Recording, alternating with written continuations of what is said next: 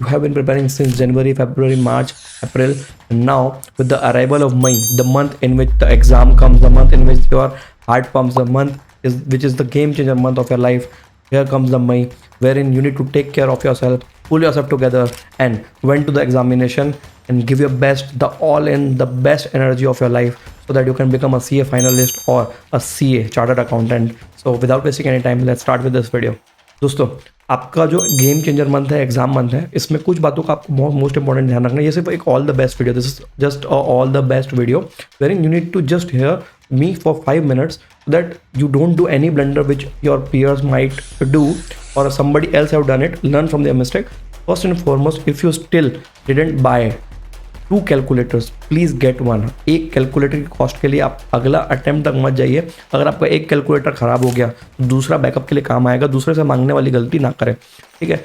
Second most important चीज़, अभी जो 2 दिन बचा है आपका, आज का दिन और कल का दिन जिनका बचा और जिनका आज का खाली दिन बचा है, अपना बेस्ट दे. जिसका अकाउंट्स पेपर है वो बिल्कुल भी हवाबाजी में बिल्कुल भी प्रिपरेशन ना करें. आप हाथ से सॉल्व करें. वाई? बिकॉज जो आप हाथ से सॉल्व करते हो उसकी मसल मेमोरी आपको एग्जाम में काम आ रही है. ऐसा करके सॉल्व करके आ जाओगे.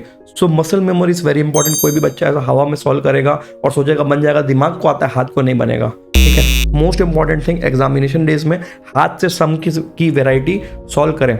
तीसरा, जो आपका एग्जाम वेन्यू है उसकी प्रिपरेशन कर ले कि कब जाओगे, कैसे निकलोगे. 1 घंटा पहले निकलना है, 2 घंटा पहले निकलना है, जैसे भी निकलना हो. 12 बजे से हर बच्चा अलर्ट हो जाए एंड अपना बेस्ट देने के बाद वहाँ पे जब एग्जाम में जा रहा है, ठीक है, तो ये दिमाग में लेके चले कि उसने अपनी बेस्ट दिया है, जो उससे बनेगा. लेकिन वो एग्जाम हॉल के अंदर पूरा बैठ के प्रिपेयर किया हुआ, सारी चीज़ें याद आ रही होगी और वो लिख के आएगा. 3 घंटा आपको एग्जाम हॉल में बैठना है. आपको अपने करियर की कसम, मम्मी पापा कसम, जिसकी कसम लेना ले लो, but you need to stay in the exam hall for all the papers for which you have applied. अगर आपने सिंगल ग्रुप के लिए अप्लाई किया है तो तीनों पेपर में बैठिए. एंड इफ अगर आपने बोथ ग्रुप के लिए अप्लाई किया है तो you need to sit in the examination hall for 6 papers into 3 hours. उसके पहले कोई भी बच्चा, चाहे पेपर कितना भी टफ आ जाए, डिसाइड नहीं करेगा कि मैं उससे बाहर निकल जाऊंगा. इंस्टीट्यूट हर बार, मैंने पहले बताया कि साइकोलॉजिकल गेम्स खेलती है.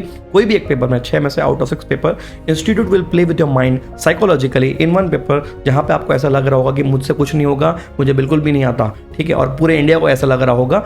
इस पेपर की स्ट्रैटेजी ये होती है बेटा कि आप शांत मन से एक्सेप्ट कर ले कि हाँ ठीक है पेपर टफ है, बट चेकिंग तो ईजी होने वाली है.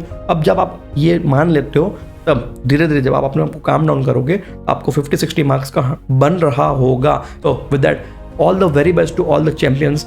गो ग्रैब योर